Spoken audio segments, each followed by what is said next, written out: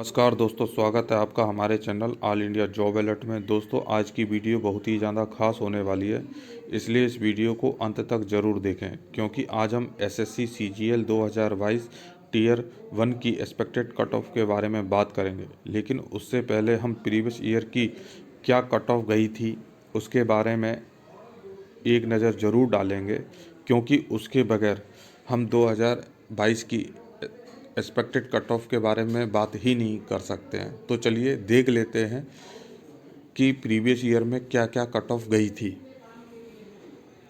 तो दोस्तों, अब हम बात कर लेते हैं 2018 और 2019 में क्या कट ऑफ गई थी किस किस पोस्ट के लिए।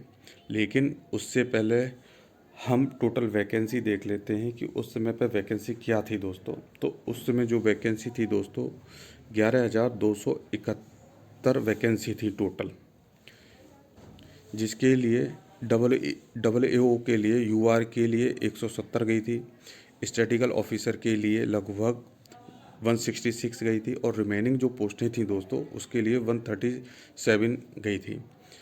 अब ओबीसी की बात कर लेते हैं दोस्तों।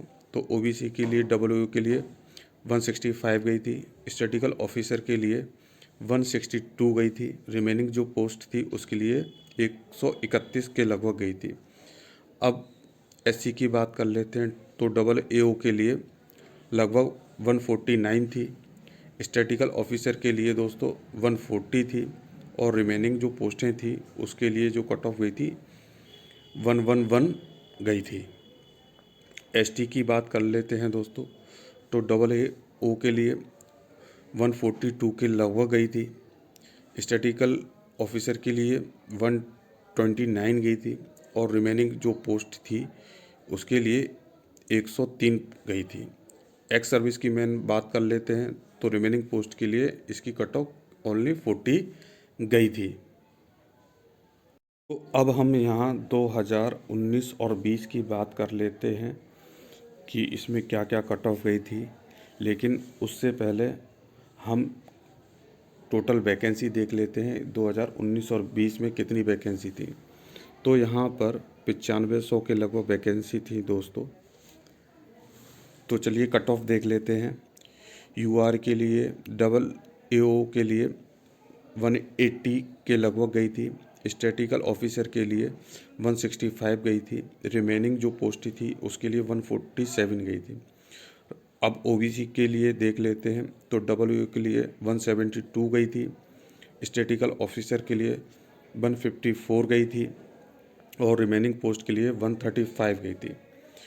एससी की बात करें तो 1 के लिए 156 गई थी, स्टैटिकल ऑफिसर के लिए 130 गई थी, और रिमेनिंग पोस्ट के लिए जो कट ऑफ गई थी 115 गई थी। एसटी की बात करें तो डबल ए के लिए 151 गई थी, स्टैटिकल ऑफिसर की बात करें तो 119 गई थी, और रिमेनिंग पोस्ट की बात करें तो 104 गई थी। अब ईडब्ल्यूएस के लिए देख लेते हैं। तो यहाँ पर 175 गई थी डब्ल्यू के लिए, स्टैटिकल ऑफिसर के लिए 152 गई थी, और रिमेनिंग पोस्ट के लिए 135 गई थी। लेकिन दोस्तों, यहाँ पर नंबरों में डिफरेंस देख लेते हैं कि नंबरों में डिफरेंस कितना था। तो दोस्तों, 2018 19 और 19-20 में नंबरों में डिफरेंस था जो 10 नंबर का डिफरेंस था। और पोस्टों की बात करें तो दोस्तों लगभग 1800 वैकेंसीज का अंतर था, इसलिए यहाँ पर जो कट ऑफ है वो थोड़ी सी हाई देखने को मिली। अब बात कर लेते हैं दोस्तों 2020 और 21 की। 2020 और 21 में टोटल पोस्ट की बात करें तो यहाँ पर टोटल जो पोस्टें थी 7035 थी।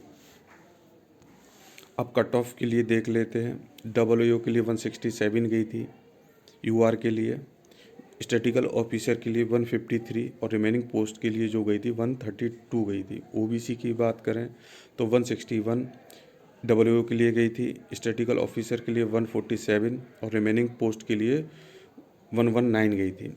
एससी की बात करें तो 145 डब्ल्यू के लिए गई थी, स्टैटिकल ऑफिसर के लिए 124 गई थी और रिमेनिंग पोस्ट के लिए 100 गई थी। एससी की बात करें डब्ल्यू के लिए तो 140 गई थी दोस्तों। स्टैटिकल ऑफिसर के लिए देखें तो 122 गई थी और रिमेनिंग पोस्ट के लिए 93 गई थी। अब बात कर लेते हैं ईडब्ल्यूएस के लिए, तो यहाँ पर जो कट ऑफ डब्ल्यू के लिए गई थी 164 गई थी। स्टैटिकल ऑफिसर के लिए 146 गई थी और रिमेनिंग पोस्ट के लिए 109 गई थी। अब आपने दोस्तों एक चीज़ गौर की होगी, यहाँ पर वैकेंसी जो हैं केवल और केवल 7035 के आसपास हैं, लेकिन डिफरेंस जो नंबरों में है वो -13 का है। लास्ट अगर हम 2 ईयर्स की बात करें तो, क्योंकि 2018 और 19 में 170 गई थी डब्ल्यू के लिए और 19 और 20 में जो गई थी 180 गई थी, तो यहाँ पे 10 नंबर का डिफरेंस था और जो पोस्ट थी वहाँ पर थोड़ी सी कम हुई थी, लेकिन यहाँ पे पोस्टों की संख्या और कम हो गई है, लेकिन यहाँ पर जो नंबरों में जो डिफरेंस आया है -13 नंबर का डिफरेंस है। तो यहाँ पर ऐसा क्या हुआ कि जो इतने नंबर का डिफरेंस आया है, तो दोस्तों नंबरों का जो डिफरेंस आता है वो जब ही आता है जब आपके एग्ज़ाम का पैटर्न किस तरीके से रहा है। अगर आपका एग्ज़ाम का पैटर्न इजी टू मॉडरेट रहा होगा तो आपकी जो कट ऑफ है बढ़ जाएगी थोड़ी सी। यहाँ पर पोस्ट से फ़र्क नहीं पड़ता है। अगर आपका एग्ज़ाम मॉडरेट से टफ रहेगा तो आपकी जो कट ऑफ है ऑटोमेटिकली थोड़ी सी डिक्रीज हो जाएगी। तो यहाँ पर केवल और केवल पेपर के पैटर्न के को देखने को मिलता है और इसी वजह से यहाँ जो कट ऑफ है जो नंबर ऑफ़ वैकेंसी हैं कम होने के बाद भी यहाँ पर 13 नंबर का डिफरेंस आया है, क्योंकि यहाँ पर जो पेपर का जो लेवल था मॉडरेट से टफ था। तो अब बात कर लेते हैं हम दोस्तों 2022 की expected cut off tier first की क्या जा सकती है। तो बात कर लेते हैं 2022 में कि 2022 की कट ऑफ क्या जा सकती है, लेकिन सबसे पहले हम टोटल वैकेंसी की बात करें तो यहाँ पर जो टोटल वैकेंसी आपको देखने को मिल रही हैं तो लगभग 20,000 के आसपास में आपको वैकेंसी देखने को मिल रही हैं। दूसरी चीज़ ये है कि आपका जो एग्ज़ाम का पैटर्न है वो पूरी तरीके से चेंज कर दिया है।